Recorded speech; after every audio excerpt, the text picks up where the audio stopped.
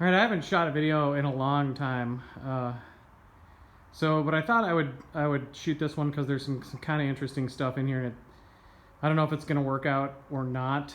I always promise like series videos part 1, 2, 3. I don't know if I'll do it or not, but I'm gonna kind of do a mind dump here on what's going on. So I'm gonna do some different link stuff on this 4runner, just kind of having some fun. Heck, why not?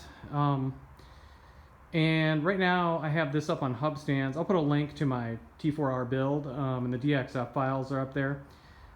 These are out of 3/16. If you're going to use the drawings that I post with the links, you'll have to use 3/16 because it's drawn for that. This is where you learn to test your welding.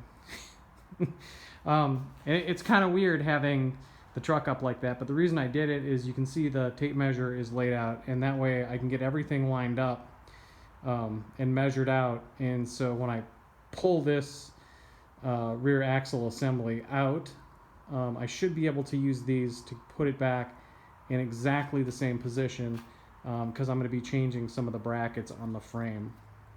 And it's surprisingly, if you push on the truck, you can't you can't move it. It's as stable as anything. It's like it's actually more stable than sitting on the tires because there's no flex to it. And so the other part of the reason is so I could measure it. That was kind of the primary reason. The other is to be able to measure things at ride height is also kind of important, to be able to get the pinion angle lined up here, because that's going to be something that's going to be important. And so what I'm after, and let me kind of show you what I'm going to attempt to do. So this right here in front of us is a radius control arm off a 90s vintage Prado from Japan. Was drinking one night and decided to buy those because I thought that would be a good idea. And so I blasted them and epoxy coated them and got new hardware and got new bushings. The one thing that is different is this is the bushing from an 80 series front control arm. And when I took the old Prada ones out and I had ordered an 80 series just to see, they're exactly the same OD. The only difference is you can see it sticks out just a little. It's not flush, but that's really not a big deal. It pressed in on the press really nice. Give me a little extra. And so my first thought was I picked up these brackets. These are some Toyota brackets for the front control arms on an 80 series, which are really nice and thick. This is amazingly beefy. It's like for sure a little bit better than 10 gauge. And then this is the hardware for the 80 series front control arm, right, which goes right through the bushing. And so basically I'm swapping out the Prado front bushing for an 80 series a rear Prado bushing for an 80 series front, so I can use the 80 series hardware and the 80 series front bracket, because finding a Prado bracket for the frame just wasn't something that's ever going to happen. Just for insurance purposes, in case this goes wrong so I can go backwards, I did pick up a left and right. These are the stock 4runner control arm assembly bracket things, whatever they're called, I think. Yeah, bracket sub-assembly. And this one is the L side. So what's really kind of interesting too is this is really thin stuff. I mean, I can like move this with my hands. So the difference between the 4runner bracket and the 80 series bracket is this is really overbuilt, and this is actually pretty cheesy. I'm sure it's fine. I know older 4runners that get rusty are notorious for this to fall off, and I can see why, because the steel's not particularly beefy. I was going to try to use these at first, but the hardware is totally different. I mean, I could certainly ream this out and make sure that this bolt got through here. And I might try that. I might see how the position looks. Ugh, mosquitoes are in Minnesota. Might position it and see how it looks on the bottom.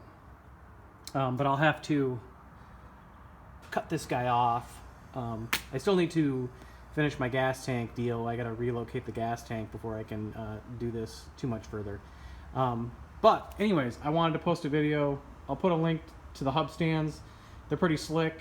So far I'm impressed with them to be able to work with things at ride height. I actually measured both sides of my truck, and I'm only about 0.3 millimeters off on one side to the other, so I might kind of jimmy things around to get it, to see how close I can get it, see if I can get it like dead nuts on, equal. That way I can know exactly where the rear axle assembly needs to go, or where it was at ride height. And so it'll take me a little bit to do this. I'm pretty slow. Hey bud, what are you doing? Did you come to be in the video? Yeah? No? Are you looking for mice? This is Lord Grey Commander of Mouse Squadron. That's what he's known as. He's all about the mice. And he does a really good job keeping the mice out of every place. Alright. And Slava Ukraini. Okay, I'm going to mention one other thing. As part of this effort to be able to do any kind of link suspension on the back of this 2000 4runner, I also did make some brackets, and I'll put a link to this particular piece of my build. And these are actually just a flat pattern. This is at a 3.3 or 10 gauge, so 80 series quality, and it's pretty easy to bend up. And I'll give you the DXF files if you wanted to cut them, have somebody cut them. It's pretty easy to cut them and bend them.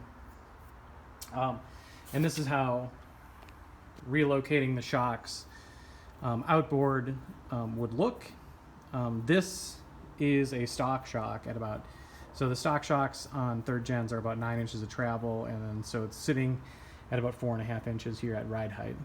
I didn't change the lower section. That's still the same. If you wanted to get creative, you certainly could move it up, and you would take a different bracket, but you'd have to move it up into here. And one thing I will, so like I said, these are stock shocks.